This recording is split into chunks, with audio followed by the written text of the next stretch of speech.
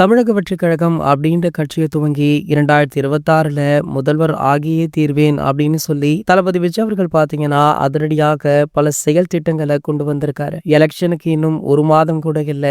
தற்போது பிரச்சாரம், பொதுக்குழு கூட்டம் அப்படின்னு படு பிஸியாக இருக்கிற தளபதி விஜய் அவர்கள் கூடிய விரைவிலேயே செய்தியாளர்களை சந்திக்க இருக்காராம். இதற்கு முன்னாடி பாத்தீங்கன்னா ஒரு முறை செய்தியாளர்களை தளபதி விஜய் அவர்கள் சந்தித்திருக்காரு. அப்போது கூட பெரிதாக செய்தியாளர்களுடைய கேள்விக்கு இவர் சரியாக பதிலுமே கொடுக்கல. அவர் ஒரு ஷூட்டுக்கு வந்திருக்க, நான் இப்போது கிளம்புறேன் அப்படின்னு சொல்லிவிட்டு மட்டும் போயிட்டாரு. அதன் பிறகு தளபதி விஜய் அவர்கள் எப்போது செய்தியாளர்களை சந்திப்பார், அவங்க கேட்கிற அத்தனை கேள்விகளுக்கும் எப்போது பதில் கொடுப்பார் அப்படின்ற எதிர்பார்ப்பு இருந்துட்டு இருந்தது. சோ அந்த நேரம் தற்போது கை கூடி வந்திருக்கு. இன்னும் ஓரிரு வாரங்கள்ல தளபதி விஜய் அவர்கள் அதிகாரப்பூர்வமாக செய்தியாளர்களை சந்திக்க இருக்காராம். மேலும் பாத்தீங்கன்னா அப்போது அவரிடம் என்ன கேள்வி வேண்டுமானாலும் கேளுங்கள், அத்தனைக்குமே பதில் கொடுப்பேன் அப்படின்ற ஒரு முடிவோடு தான் அந்த செய்தியாளர் சந்திப்பையே நிகழ்த்த போறார் அப்படின்ற தகவல் வைரலுமே ஆகிட்டு இருக்கு. சமீபத்துல இவருடைய மனைவி சங்கீதா அவர்கள் விவாகரத்து மனு தாக்கல் செய்தது மிகப்பெரிய சர்ச்சையாச்சு. அதனை தொடர்ந்து த்ரிஷாவுடன் இவர் திருமணத்திற்கு சென்றது